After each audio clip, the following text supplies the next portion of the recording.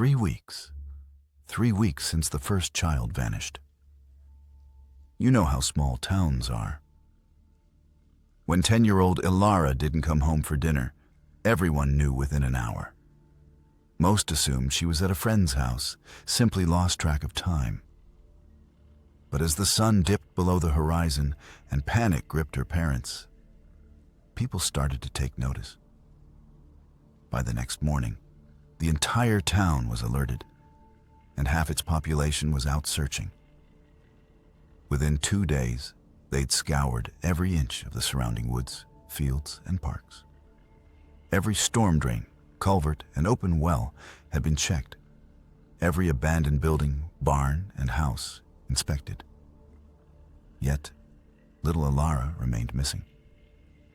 A week later, it happened again. This time, they knew where 12-year-old Jasper had last been seen. The same area as Ilara, near the edge of the cornfield just outside town. That chilling familiarity, a child disappearing without a trace, was now compounded by the unsettling fact that both children vanished from the exact same spot.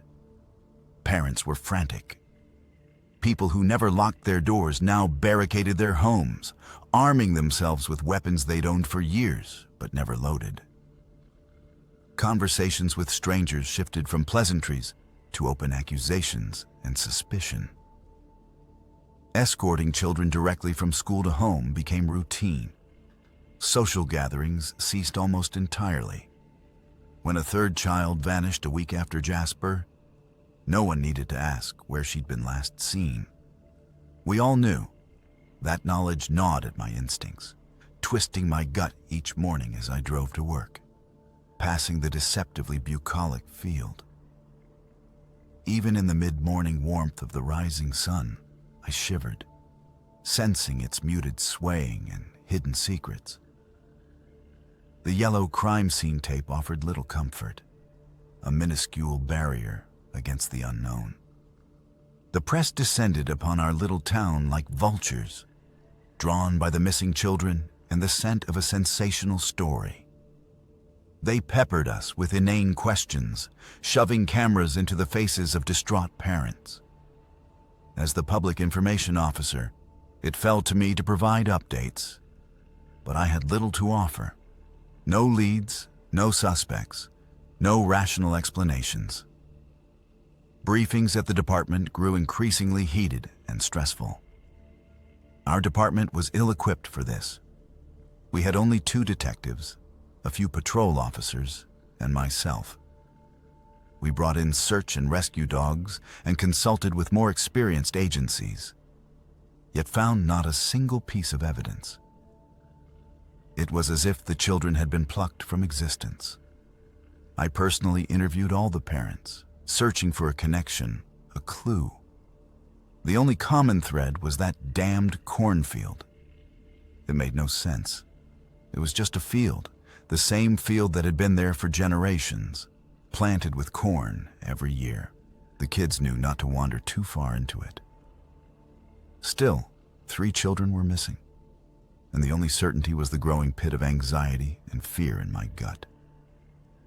The decision had been made. We needed to search the cornfield. We delayed until now because, honestly, we were afraid. It seemed too ridiculous to believe the cornfield was somehow responsible. But here we were. Flashlight and radio in hand, I drove my patrol car to the edge of the field. I sat there a moment, gripping the steering wheel as the cruiser's headlights illuminated the tall corn stalks.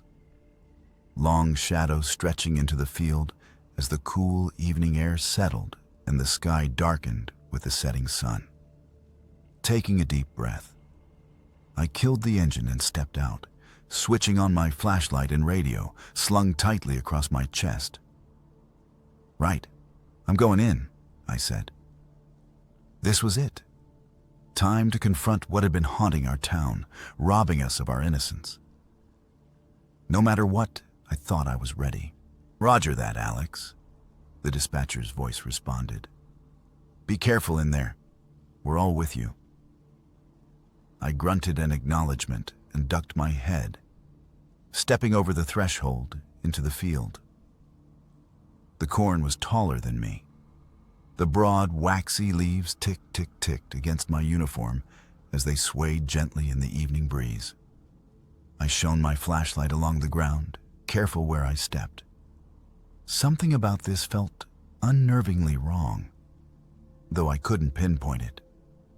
As I moved deeper, I began to feel the field was somehow larger than it seemed from outside, the stalks seemingly endless in every direction.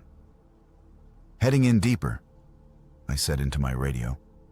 "Not seeing anything yet?" "Roger that, Officer Alex," came the reply. "Stay frosty." I took another step forward, hearing only the swaying plants and the occasional chirp of a cricket. I kept moving my flashlight back and forth, the light flickering and creating bizarre, moving shadows. A gust of wind suddenly blew through, bending the cornstalks and amplifying the rustling to a crescendo. A brief, adrenaline-fueled panic raced through my heart. I gripped the radio, ready to call for help. But the wind subsided, and the unnerving stillness returned. "Are you okay? We lost you for a second." The voice crackled over the radio. "Yeah, I'm good," I answered, unconvinced. "Just getting a little wind, I guess." A couple more minutes drifted by. The air around me felt colder. I could see my breath and felt a shiver run through my body. It made no sense. It was late summer, and the nights were warm. I stopped, looking up to check the sun's position, but realized the sky had changed. It was darker than when I started, but not the way it darkens at sunset. It was as if someone had thrown a heavy black blanket over the sky, obscuring the stars. Unease rose in my chest. Something felt terribly wrong. I keyed my radio again. "Alex here, can you hear me? I'm experiencing some unexpected environmental shifts." No reply, only static. I tried again, switching frequencies and adjusting the gain, but it was useless. The radio wasn't working. I tapped it a few times out of habit. Frustration at its failure and the sudden sensation of isolation washed over me. I was completely disconnected and alone in this bizarre cornfield. For a moment, I considered turning back, but I knew I couldn't. Not yet. Not until I figured out what happened to those kids. Swallowing my rising anxiety, I shoved the useless radio back into my pocket and turned my attention to the trail ahead. The cornstalks seemed darker now, more ominous in the skewed light. The rustling of the leaves sounded like the hissing whispers of unseen voices, though I knew it was just my imagination and the breeze. I adjusted my grip on the flashlight as its beam trembled slightly, my hands growing cold from the cool air and sweat. My senses were on high alert, acutely aware of every sound and movement, as if the world had become more focused, more detailed in the deafening solitude. Slowly, cautiously, I took another step deeper, my thoughts a jumbled mess. What the hell was going on? Where were the kids? How could any of this be possible? My watch had stopped. The second hand no longer ticked. I felt lightheaded and confused, as if I'd lost all sense of time, minutes and hours, compressed into a single, interminable instant. The air was now filled with sounds. Distant laughter echoing from somewhere far away, footsteps that seemed almost upon me, and a low, alien noise that pulsed all around. I whipped around, my flashlight beam slicing through the 10-foot stalks of corn as I shone it frantically. I still saw nothing, but I sensed something had changed. The corn maze was different now. The aisles narrower here, wider there. It seemed to pulse with life. I paused, straining my ears. The constant rustling and distant noises set my teeth on edge. I had the paranoid sensation that I wasn't alone. that something was watching me. It was more than that, though. It wasn't just being watched. It was being scrutinized, examined by some unknown intelligence, something not quite man, not quite beast. I gripped the flashlight tightly, my other hand hovering near my service weapon. I needed to decide whether to stand or move forward. The longer I waited, the greater the unease grew, tickling my mind and fraying my nerves. No, I wouldn't just stand here.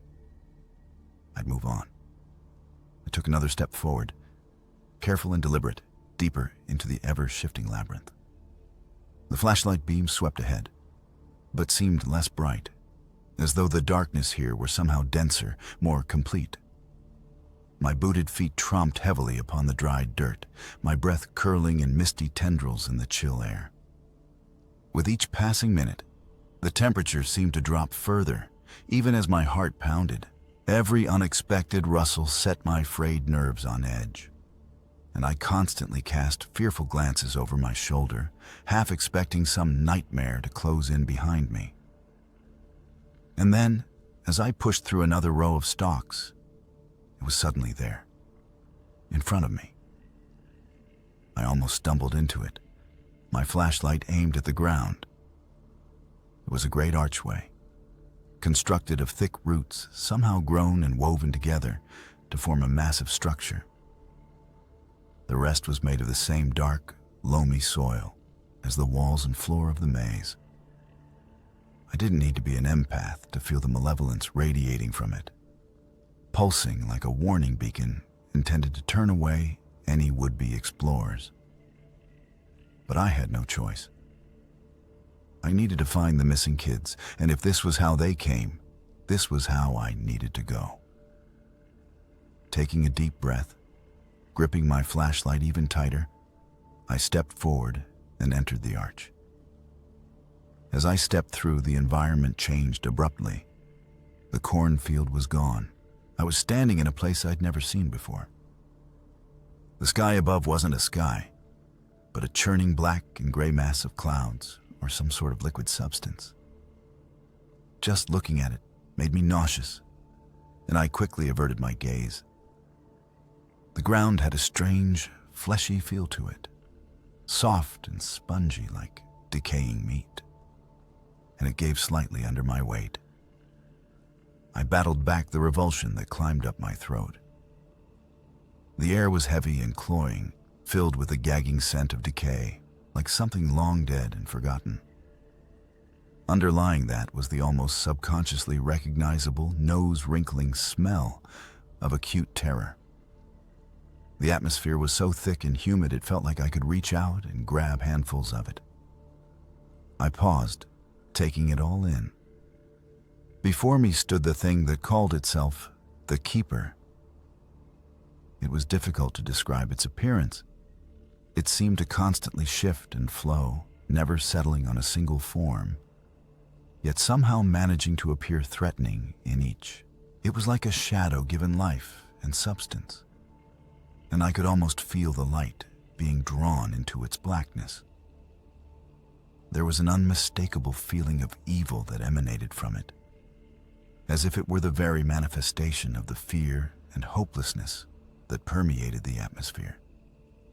I had no doubt this creature was the master of this dark place, this nightmare reality in which I now existed. "You do not belong here," the Keeper said. Its voice wasn't produced by a mouth or anything physical. It resonated directly into my mind, bypassing my ears entirely. "This is my realm," it continued, and somehow I knew it spoke the truth. Drawing forgotten bravery from within, I raised my voice. "I've come for the missing children," I said. "If you have them, you need to release them now." The Keeper laughed, a horrible, echoing sound that grated against my ears. "They are mine now, as you soon shall be," it said. Before I could respond, I spotted movement out of the corner of my eye. There, huddled together near what passed for a wall in this twisted place, were the children. I'd found them, all of them. But my heart sank as I took in their slack faces, their empty, hollow eyes. They stood vacantly, seemingly unaware of where they were, of who they were. I stepped closer, my heart racing.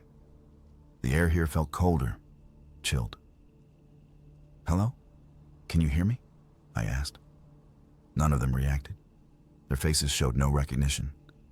My mind raced in frustration, anger, and fear.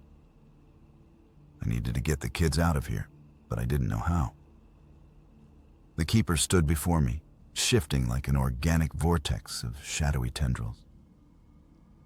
"They are not yours to take," it rasped. A palpable sense of claustrophobia pressed upon me in this shadowed domain. The menacing presence of the keeper, now vaguely anthropomorphic, loomed threateningly. I needed to get these kids out, but this thing was the only one with the answers. My fists clenched involuntarily, and I felt the bite of my nails. "What do I need to do to free them?" I asked, hating the desperate tone in my voice. My hand shook as I lifted the flashlight toward the keeper. "Ah, right to it," the keeper answered, its voice echoing. I got the sense it was amused by my panic, my fear. It sickened me, but there was nothing I could do. "I could free them, but what will you give me in return? You know how this works. You've come into my domain. You must abide by my rules." My thoughts were frantic. I looked again at the children, their lifeless eyes staring blankly. I knew I was running out of time, out of options, out of ideas, out of patience. I needed to act, and there was only one thing I could think of. "What do you want?" I asked, resignation in my voice. The keeper's form seemed to swell, the formless mass spreading outward like dark ink slowly spilling into a puddle. "I wish to see your world," it said. "Release me from this place, and the children will be freed." I could feel the gravity of the promise. The very air seemed to grow heavier. I shuddered at the thought, my skin tingling with a sudden chill, knowing what such a creature might be capable of if I loosed it upon the world. But when I looked back at the children, I felt a sinking despair. They didn't have long. Their slack expressions and empty stares told me all I needed to know. I was painted into a corner, left with a choice no person should ever have to make. My heart pounded as I tried to find another way, but there was no time. I had to act. Drawing a shaky breath, I forced my voice to remain steady. "I will take your bargain, but you will free them first."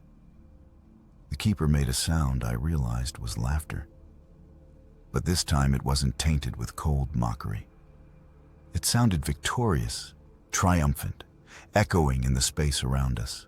One of the tendrils emerging from the ever-moving center mass of its shadowed shape extended toward me, holding a dimly glowing amulet. A small disc, no larger than a quarter, made of darkened metal and glowing faintly with a sickly bluish light. Intricate engravings covered its surface, almost like runes, but not like any I'd ever seen before. A small hole was punched in the top, through which a thin, tarnished chain was looped. "This will transport you back to your world," said the keeper. "It will also provide a portal for me as well." I clutched the amulet tightly. The moment my flesh touched the cool metal, I felt an abrupt tugging sensation, as if my entire essence was being jerked away by an irresistible magnetic force. Dizzying and disorienting, my vision blurred and darkened at the edges, and my gut lurched with the overwhelming rush of motion, though I hadn't moved a muscle. In the next instant, it was done. I was no longer in that dark version of the cornfield, but in the real one. The tall stalks rustled gently in the breeze around me. I looked over to see the children nearby. Their eyes were no longer dull and unseeing. They slowly gained awareness and recognition, their expressions confused and uncertain.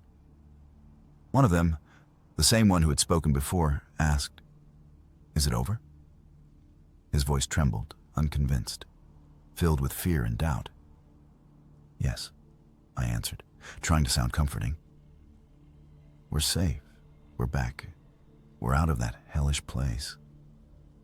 That's all that matters for now," I tried to tell myself, even as my grip subconsciously tightened on the amulet, which had dimmed considerably since it flared brightly and deposited us back here, alone with the reminder of the bargain I'd made and whatever compulsion it carried. I gestured for the children to continue moving as we trudged through the neat rows of corn stalks, their leaves looking like grasping fingers. I kept looking back over my shoulder, reassuring myself they were still there, still following me.